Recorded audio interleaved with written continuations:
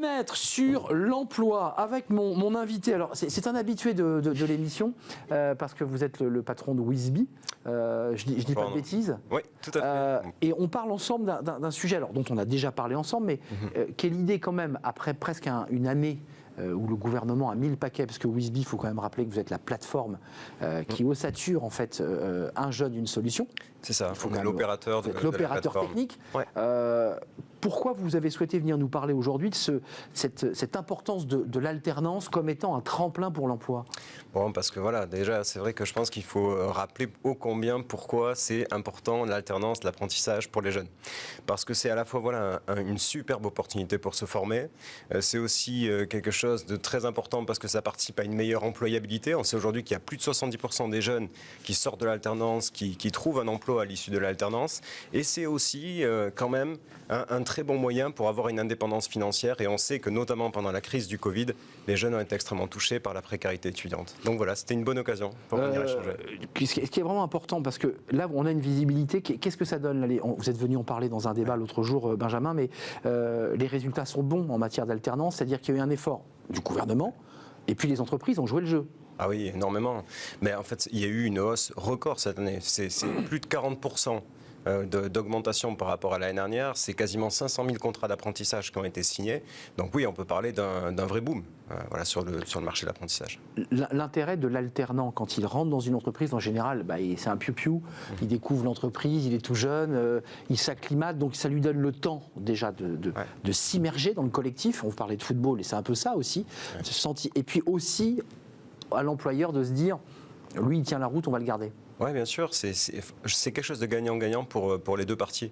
Parce que voilà, comme je le disais tout à l'heure, c'est vrai que pour les jeunes, c'est vraiment un très bon moyen de se former, c'est une meilleure employabilité à la sortie, mais aussi pour l'employeur, c'est quand même un formidable outil de recrutement. Il y a quand même quelques chiffres intéressants. Vous les avez par rapport aux data que vous gérez, évidemment, parce que vous avez un gros travail de data, de flux sur votre plateforme. Il y a quand même des contrastes entre des régions. Je pense que la région Centre-Val de Loire, qui est une région à laquelle je suis 2%. Très attaché, 3%. Au même moment, la région, Île-de-France, concentre 30% des offres, et Auvergne-Rhône-Alpes, c'est 13%. Enfin, comment vous expliquez ces disparités? C'est parce qu'il y a des régions qui ont moins joué le jeu que d'autres? Non, je pense pas que comment ça s'explique? Je pense pas que ce soit des régions qui ont moins joué le jeu que d'autres, mais en fait c'est vrai que parmi cette hausse un peu record du contrat d'apprentissage, on a mis en évidence plusieurs typologies d'inégalités. La première, c'est vrai qu'il y a une disparité entre l'Île-de-France, 30% des offres, et vraiment des plus petites régions sur lesquelles il y a un peu des difficultés à avoir une volumétrie d'offres dans ces régions-là. Bon, c'est aussi lié à la taille des territoires, qui est pas la même, mais pas seulement. On a vu aussi une autre typologie d'inégalité qui, je trouve, est particulièrement marquante et intéressante, c'est la différence entre les PME aujourd'hui et les grandes entreprises. Il y a 16% des PME qui font appel à l'alternance, quand il y a plus de 60% des entreprises qui font appel à l'alternance. La PME, vous avez dû l'entendre, parce que forcément, c'est ce qui remonte, c'est « j'ai pas le temps de m'en occuper ».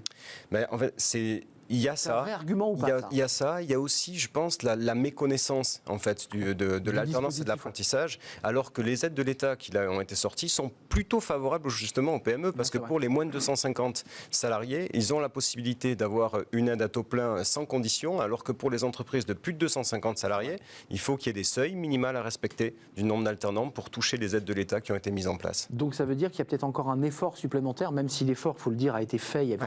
On est vraiment dans un changement de modèle.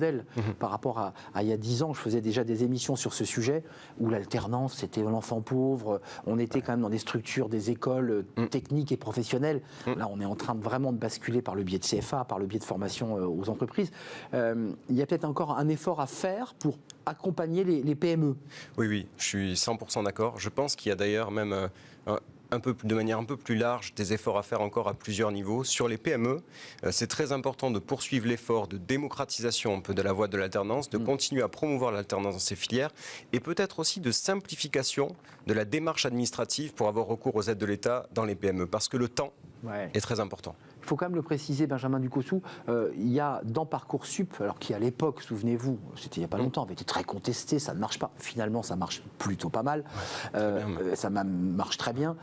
Il y a les propositions, mais là j'ai lu, et ça va vous faire plaisir, qu'il y a aussi les alternances possibles. 3 nouveaux vœux. 3 nouveaux vœux. qui n'y étaient pas avant. Et ouais, donc Et c'est 3-15 aussi sur l'alternance. C'est ça, et c'est aussi une des raisons qui fait qu'aujourd'hui l'alternance ça fonctionne. C'est pas que les aides de l'État qui ont vraiment participé grandement à faire en sorte que les entreprises ont eu un recours massif à l'apprentissage cette année, mais il y a aussi ces vœux dans Parcoursup qui se sont ouverts. 3 plus 10 classiques, 13 vœux. Donc vous êtes satisfait, vous, à titre personnel, parce que Wizbee, j'imagine, quand on vous a confié cette mission, ce marché, vous vous êtes dit c'est un énorme défi. Pour vous, au-delà des résultats et de cette étude ISCODE, vous dites nous on a réussi notre pari. Bah, vous savez, ouais, nous... Parce que vous avez dû embaucher forcément nous, pour... on n'est qu'un outil, on est quelque part qu'un Vous êtes dans outil, l'ombre, vous, hein. qu'un outil pour pouvoir aider les jeunes. On le fait tous les jours sur nos services Wizbee, parce que Wizbee accompagne les jeunes depuis maintenant 10 ans. C'était votre histoire, ça. C'est déjà notre histoire, ça fait partie de notre quotidien. On sait aujourd'hui que les offres, par exemple, d'alternance, c'est 2 fois le volume que c'était l'année dernière. On est très content de pouvoir contribuer modestement à ça, avec un Jeune Solution ou avec Wizbee. Juste avant de nous quitter, vous avez forcément un regard sur ce changement de modèle que j'évoquais. Il y a eu quand même des crispations, des inerties quand même, pour réussir à basculer vers ce modèle. Ça y est, on a vraiment basculé ou il y a encore un petit peu d'inertie sur le modèle d'éducatif? Parce qu'il y avait des batailles éducatives. Ah ben on le voit, Vous le savez très bien. On voit encore sur l'éducatif. Je pense qu'il y a un gros débat en plus là qui est en train de s'ouvrir avec le bac, dans lequel les résultats viennent de tomber. Ils ont été excellents et on se pose la question déjà de est-ce que ça va être un bac qui va être un bac sacrifié au rabais. Bon, ben on peut faire le parallèle avec 68. C'était la même chose. Ils avaient fait le bac à l'oral et pour autant ça n'a pas sacrifié une génération qui a pu profiter du marché professionnel comme les autres. La fameuse génération 68, donc, qui a fait couler pas mal d'encre et écrit pas mal de livres aussi. Exactement. Merci Benjamin Ducousseau, puisque j'ai mal prononcé, Ducousseau, le CEO et cofondateur de Wizbee. Alors Wizbee, la marque n'apparaît pas sur la plateforme, mais c'est vous qui pilotez cette plateforme Un jeune, une solution, avec des millions de connexions et des centaines de milliers de jeunes et qui ont trouvé alternance à leurs pieds. C'était un plaisir de vous accueillir. Merci Arnaud. Vous revenez quand vous voulez, j'imagine, à la rentrée, parce qu'évidemment les vacances approchent à grands pas. L'actualité va être chargée à la rentrée. Chargé. Et bien vous viendrez nous en parler sur le plateau de Smart Job. L'émission évidemment sera là à la rentrée. Merci à Fanny Griesmer, bien entendu. Merci à notre réalisateur Mani.